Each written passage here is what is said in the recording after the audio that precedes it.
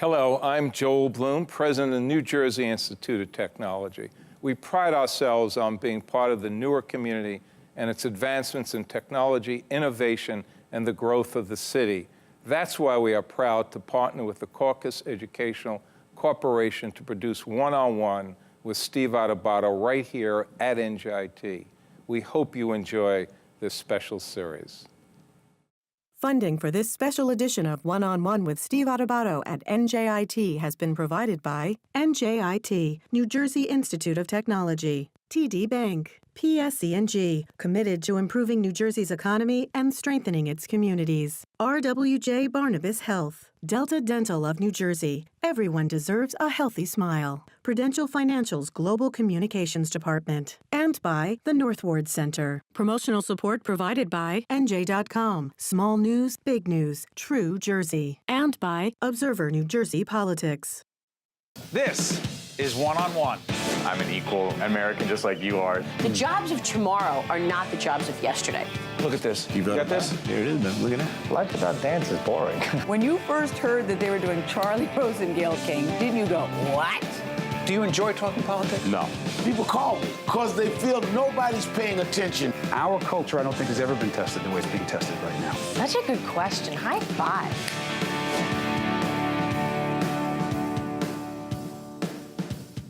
Hi, Steve Adubato coming to you from NJIT, the campus of NJIT, a place where innovation takes place. And talking about innovation, we're talking about innovation in the energy world with Ralph Izzo, who is the chairman, president, and CEO of PSEG.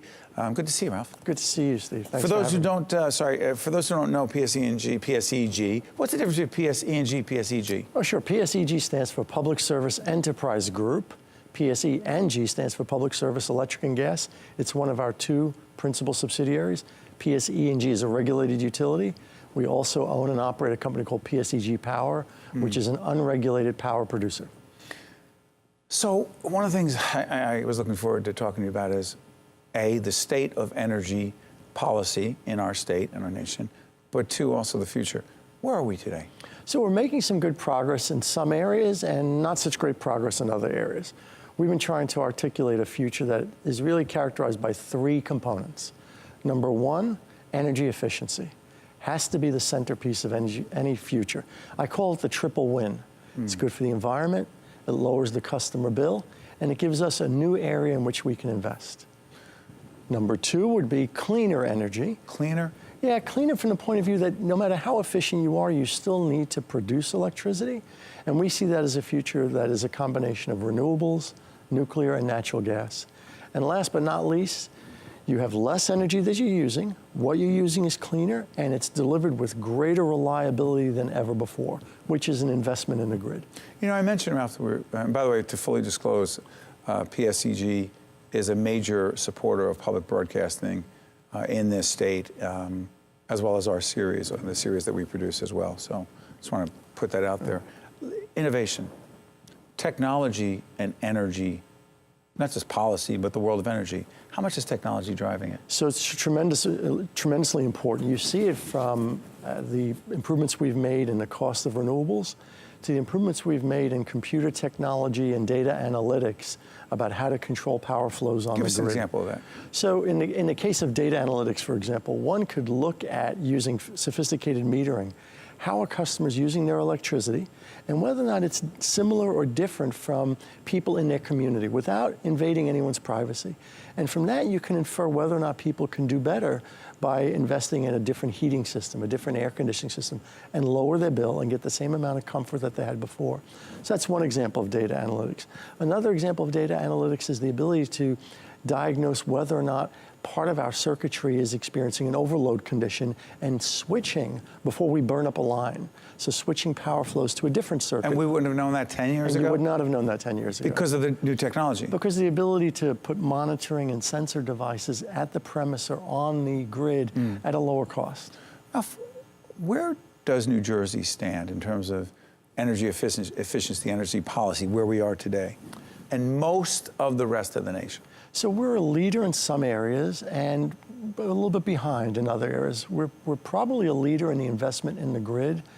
The Board of Public Utilities has recently taken an action that will... I'm sorry for interrupting. The Board of Public Utilities, for those who don't know this, the BPU, regulates utilities like yours. Correct. Go ahead. And they've recently taken an action which, if they've followed through on it, which I think they will by the end of the year, will allow us to continue to invest in the grid in a very thoughtful and efficient manner. So in that regard, I'd say we're right at the forefront with others. Clearly, we're at the forefront in terms of solar. Where we're lagging behind is in energy efficiency. Why? I think one of the things we haven't done, and this is going to sound self-serving, is that we haven't really taken advantage of the relationship that the utility has with its customers to allow the utilities to invest heavily in energy efficiency. States that are leading in this area have commissioned their utilities to go out and aggressively deploy technology to help customers use less of their product. So I want to understand that, because now you've morphed into this other topic. New Jersey will have a new governor in January of 2018. This program will be seen before as well as after. How much does a governor, he or she, matter in a state when it comes to energy policy? So a governor matters a lot. Energy is this amalgam, though, of federal importance, regional importance, and state importance. And clearly a governor would want to pay attention to rates in their state, and our current governor's done a good job of paying attention to the cost of energy in New Jersey, and I guess any future governor would want to pay careful attention Beyond rates, what can you do? Well, you could set renewable portfolio standards. What? A standard for how much electricity gets used in the state that must come from renewable supply. Really? Absolutely. You can say that is it a goal or is it a mandate? So it's a mandate. It's a mandate, and then in the current year, and then in future years, you set it as a goal. And in fact, we do that today in New Jersey.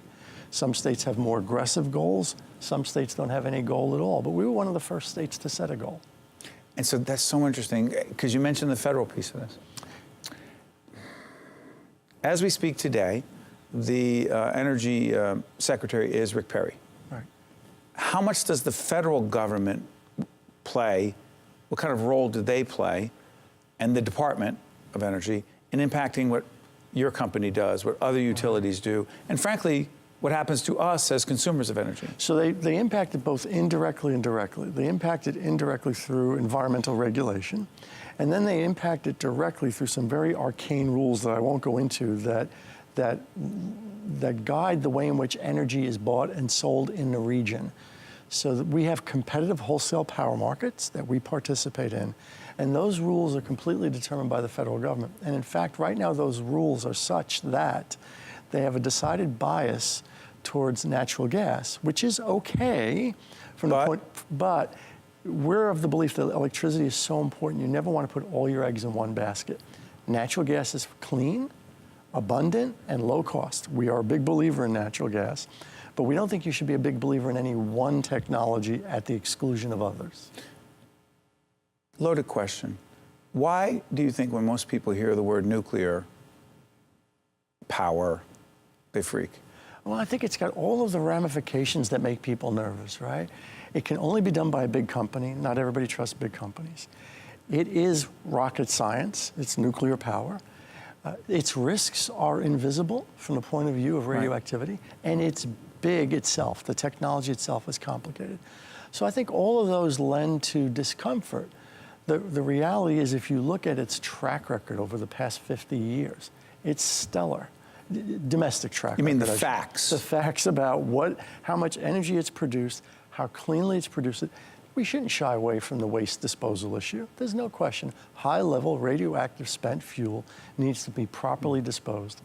No nitrogen oxide air emissions, no sulfur dioxide, no mercury, no particulate matter. So from an air emission, and no carbon, from an air emissions point of view, it cannot be beat. Last question. Is it the pipe project? What is that, guys? PSEG has is it a proposed 5-year plan? So we just proposed replacing pipe. Correct. What pipe are we talking about? Yeah. So in the streets, passing through our cities and even in our suburban, we don't see them are gas pipes. Some of them are 100 years old. They were made out of cast iron. They were made out of bare steel. They weren't coated properly. Well, they were properly for that era. So they tend to leak. Now, it's low pressure, so it's not any risk of an explosion or anything of that nature. But who wants to pay for natural gas that's escaping from pipes, contributing to climate change, costing us money to roll a truck to go and fix the pipe?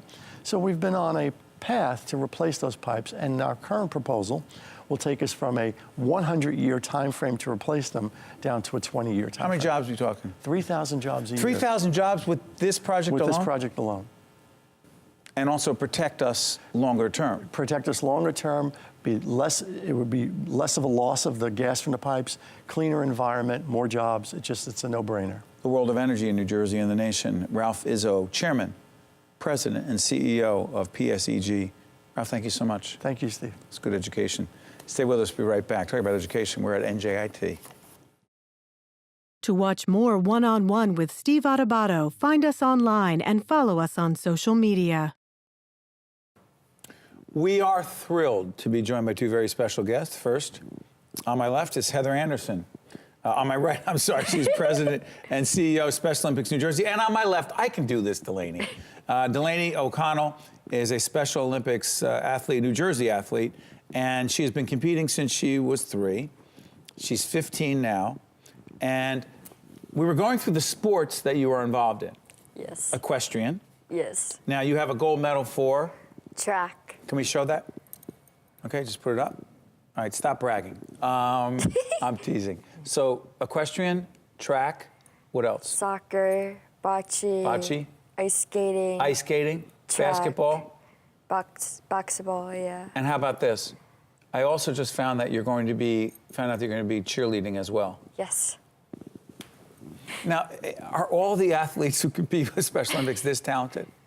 You know, we have a various array of abilities of our athletes, but Delaney certainly wants to be involved year-round and, chooses, that's the great thing about Special Olympics. You can choose to do one sport a year, or you can do a variety of sports. And depending if, Delaney started when she was 3 in young athletes, now she's 15 and has blossomed into this opportunity of different sports, different seasons, different years. And, we have athletes that competed when they're 3 and 4 and 5 in one sport, and now they might be playing bocce because they're 70.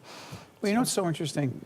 I was, to disclose, I was honored a few months back with our partners and friends at Delta Dental. Yes. In New Jersey, there was a golf outing that I hosted, and the money was raised for Special Olympics. And I met a lot of the athletes and a lot of the parents and a lot of the staff involved.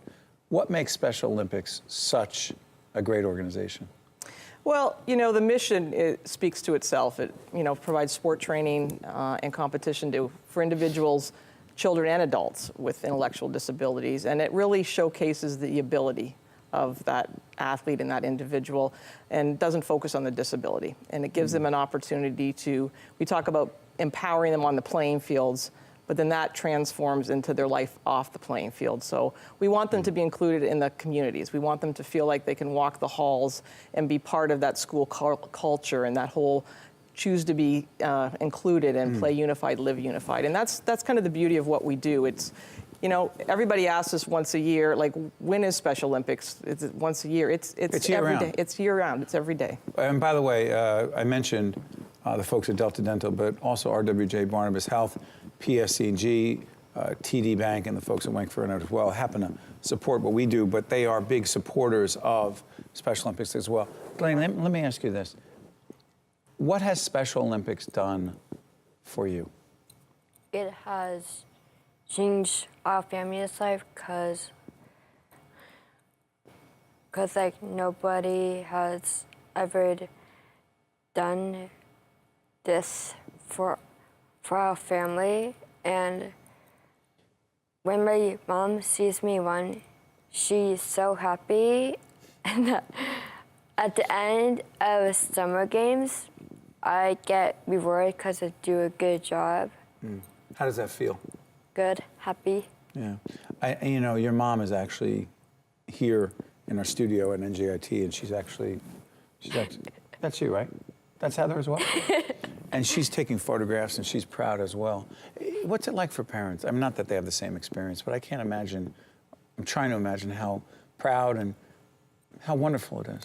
Yeah, I think, again, they don't focus on the disability. They focus on the abilities, and being able to see Delaney and her peers do something that maybe somebody told them when they were young. We don't know what your child is going to be able to accomplish. And that's what a lot of people were told. Yeah. So this allows a family to celebrate at our competitions, at our events. And being year-round, it's something that, it's just not one day a year. We're in communities, 365 days a year, something's going on. So it allows them to meet people as well, and families that are in the same situation, and so there's bonds created, there's partnerships created. What is the Unified Sports Program? Is that what it's called? Unified Sports, Unified Initiative. So what is it? So basically, it's pairing an athlete like Delaney with one of her peers. So we talk about pairing them with an athlete without an intellectual disability with an athlete with an intellectual disability. And so the exciting thing is that we are in 60 school districts, 200 schools across the state now, and we're having unified competition. So there's basketball games going on, there's soccer games going on, there's track going on, which Delaney, one of her best friends, is a unified partner. And that's... Who is that? I'm sorry, who is that, Delaney? My best friend is Mia. Mia? Yes. And she's your partner? Yes. So I'm sorry I interrupted, go ahead. No, so basically it allows them to meet each other, and it strengthens bonds with those people in the hallways and in the community. So we partnered with the New Jersey State Interscholastic Association back in 2016. They regulate all athletics in the state in terms of schools. They do. So now we have unified championships in basketball, unified championships in track, and indoor track starting this winter. So again, that partnership is being able to strengthen that unified movement across the state. Let me ask you something. Were you just yawning like you were bored, Delaney? I'll pick it up, okay? I'm sorry. How about this? If you wanted to send one message to everyone watching right now, and there are a lot of people watching, about what they may not understand or appreciate about athletes like yourself who may have an intellectual challenge or disability, what don't they know about you and your other competitors and colleagues? What don't they know? They don't know that we have special talents and that everybody is unique in their own special ways, and that we try to choose to include even if you don't like them or if they have an intellectual disability. And it's hard for all of us to meet new people and try to be friends with them, even if you don't like them. At Special Olympics, has it been easier to make friends? Yes. Why? Because we have great coaches and we have fun there. Fun's important. Yes. You have a personal connection to Special Olympics. I do. My younger brother, Special Olympics athlete, 4 years younger than me. Special Olympics, that's how we learned how to swim. And so it's been part of my life, my family's life, since I was 4 years old. And, it's something that this is a career for me. It turned into a career for me, but it's so much more because, you can get up in the morning and say, I'm going to work and doing something great for individuals like Delaney and herself. So we talk about passion in our movement, and there's so many passionate people that support our cause, whether it's a corporation or a volunteer. We have 20,000 volunteers in this state. So it's a great opportunity to get involved and to do something good for your community. Really good. I want to thank you for joining us. I appreciate it as the CEO of the organization, Heather. But Delaney, I want to thank you especially on behalf of everyone at Public Television and FiOS and lots of people, a lot of people watching who are part of our production. You honor us by your competitive spirit. Thank you so much. Thank you. Stay there. Thank you. Thank you. We'll be right back right after this. Thank you. To see more one-on-one with Steve Adubato programs, visit us online at steveadubato.org. If you would like to express an opinion, email us at info@caucusnj.org. Find us on Facebook at facebook.com/Steve Adubato PhD and follow us on Twitter at Steve Adubato. Steve Adubato coming to you from the Healthcare Foundation of New Jersey. This is part of our series called Help for Our Heroes.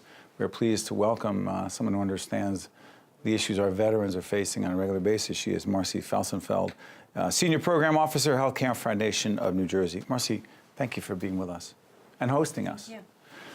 The foundation cares about services to veterans because? The foundation, uses its resources to serve at-risk populations throughout the Essex County area. Veterans are certainly one of those populations, and there has been a lot of coverage about the challenges facing veterans, and it is the perfect population for us to serve with our resources. Mental health high on the list, mental health needs of veterans high on the list? Extremely high on the list. In general, mental health issues have a stigma associated with them. Even more so with the veterans population who see themselves as self-sufficient, independent, strong.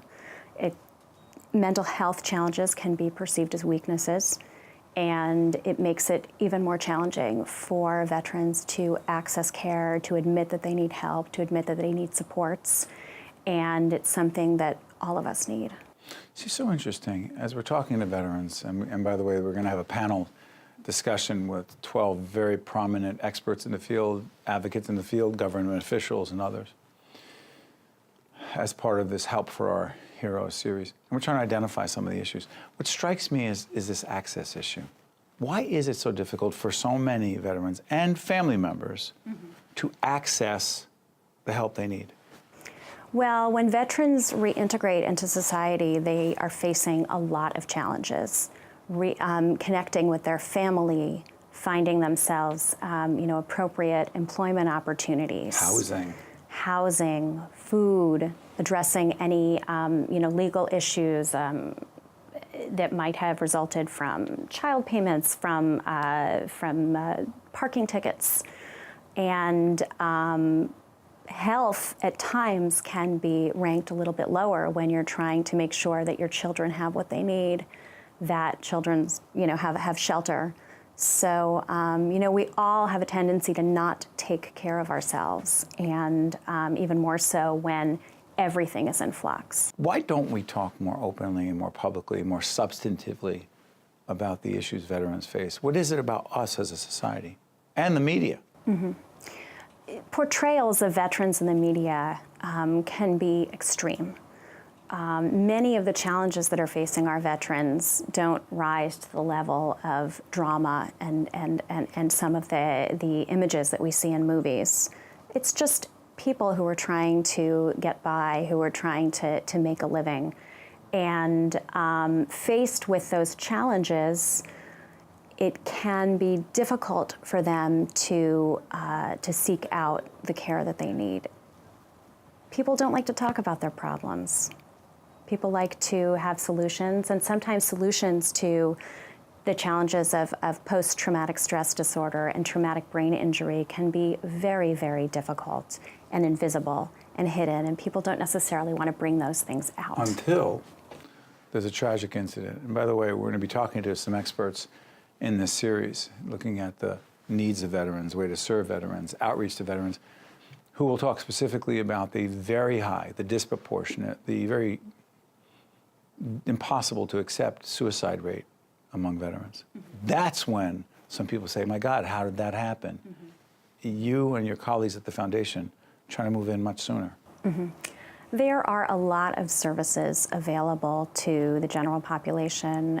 There are increasingly, in part with funding from the Healthcare Foundation, services available for veterans in non-VA settings that are where care is delivered by veterans, where staff are trained in trauma and trauma responses, in issues of traumatic brain injury.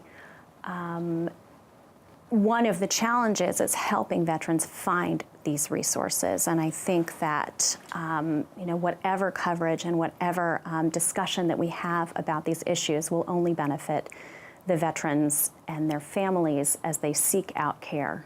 To Marcy's point, finally, throughout every one of these interviews, as part of the Help for Our Heroes series, you're going to see websites, 24-hour, well, hopefully in certain cases, 24-hour, 7-day-a-week hotlines, lines you can call, where there's a human being on the other end. By the way, real quick before I let you go, why is it so important that there's a human being? Very often a veteran who's been through some of this, why is it so important for a human being versus you're in some sort of electronic rotation? Veterans are very familiar at working within bureaucracies, at facing challenges. In these cases, these are veterans who might have been holding on to fear and anxiety and depression for years. And when they're finally ready to speak about these issues, to have some sort of a runaround is detrimental to their health. And to the extent that resources are available to them, live resources are available to them when they're ready, whether that's 2 in the morning or whether it's 10 a.m. on a Saturday morning, they need to be able to find the services. Thank you, Marcy, for having us. We will continue to try to shed a light on these issues and also where veterans can get services. Thank you so much. Thank you. One-on-One with Steve Adubato has been a production of the Caucus Educational Corporation, celebrating over 25 years of broadcast excellence. Funding for this special edition of One-on-One with Steve Adubato at NJIT has been provided by NJIT, New Jersey Institute of Technology, TD Bank, PSEG, RWJ Barnabas Health, Delta Dental of New Jersey, NJM Insurance Group, and by the Northward Center. Transportation provided by Airbrook Limousine, serving the metropolitan New York, New Jersey area. I think at NJIT there are a lot of smart students. I came to NJIT for mechanical engineering because within state it's one of probably the top 3 schools for engineering. It sort of creates a friendly competition where you can learn from them. It's a great academic school. I feel I'm being challenged, but at the same time I love the classes I'm taking. The atmosphere of being here is like being at an upstart company. It's that same kind of drive, that same kind of passion.